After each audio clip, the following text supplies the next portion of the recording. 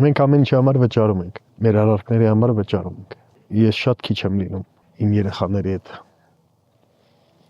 Եվ ամենամեծ ողբերգությունը հենց դա է։ Իրենց մեծ որդուս պատանեկության եւ դրահասության շրջանն ես շատ կուզեի ավելի շատ ժամանակ անցկացնել իր հետ։ Բայց իրենք ըմբռնումով եմ մոտենում ոչ միայն որովհետեւ ես եմ իրենց ասում կամ իրենց հետ զրուցում, այլ որովհետեւ կինս, որի մարդն եմ ես, շատ խոհեմ ձևով կարողանում է իմ երեխաներին բացատրել, որ մենք հիմա Հայաստանում կյանքի այն փուլում ենք, որ հայրիկը պետք է բացակայի տնից։ Շատ լավ հասկանում եմ, որ մեծ հաշվով ընտանիքս տուժում է, բայց ընտանիքից շատ ավելի մեծ գաղափարի համար, հայրենիքի գաղափարի համար, իմ ուժերի ներածին չափով, եթե պիտի հասնեմ, ուրեմն պիտի հասնեմ։ Դա չի քննարկվում։ Եվ շնորհակալ եմ, որ իմ ընտանիքը ընկալումով եւ ըմբռնումով է մոտենում այս հարցին։ Կցանկանաք, որ ձեր երեխաներն էլ ընտրեն քաղաքական ճանապարհ։ Ասած պաթոսային չի, բայց ցանկացած իրավիճակում աշխարհի ցանկացած կետում իմ երեխաները կարող են ցանկացած բան անել, բացի մեկ բանից՝ չաշխատել հանուն հայի եւ Հայաստանի։ Դա տաբու է։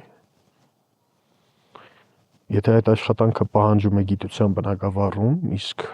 իմ ավակ որդին ունի եւ ցանկություն եւ համապատասխան ջանք իրագործում է այդ առումով եւ որոշ հաջողություններ գրանցել է դպրոցական տարիքում, քաղաքական այս process-ի մեջ իրեն տեսնել ես այս բանին չեմ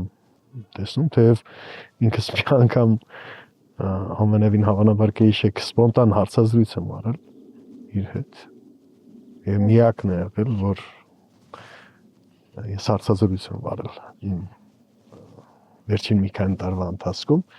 բավական խոստումնալից է, լավ գիտելիք ունի եւ լավ հետաքրքրություն ունի հարցերին խորքային է մոտենում եւ այլընտրանքային, բայց սա չի նշանակում, որ ես անպայման պիտի տեսնեմ քաղաքական process-ի մեջ, որովհետեւ կուզեմ ինքը կայանա գիտության բնագավառում եւ գիտական դիվանագիտության կամ գիտության քաղաքականության միջոցով իր նպաստը բերի ոչ միայն իրեն, այլև Հայաստանին։ Ինքը պիտի կայանա։ Մեր դժբախտությունները սկսում են այնտեղից, որ մենք քաղաքականություն դիտարկում ենք որպես բիզնես պրոյեկտ, այնինչ եթե մենք դրսում կայանանք եւ կայացած գիտելիքով փորձով մտնենք քաղաքական դաշտ, այդպես ավելի մեծ նպաստ կունենանք համընդհանուր բարիքի ստեղծմանը։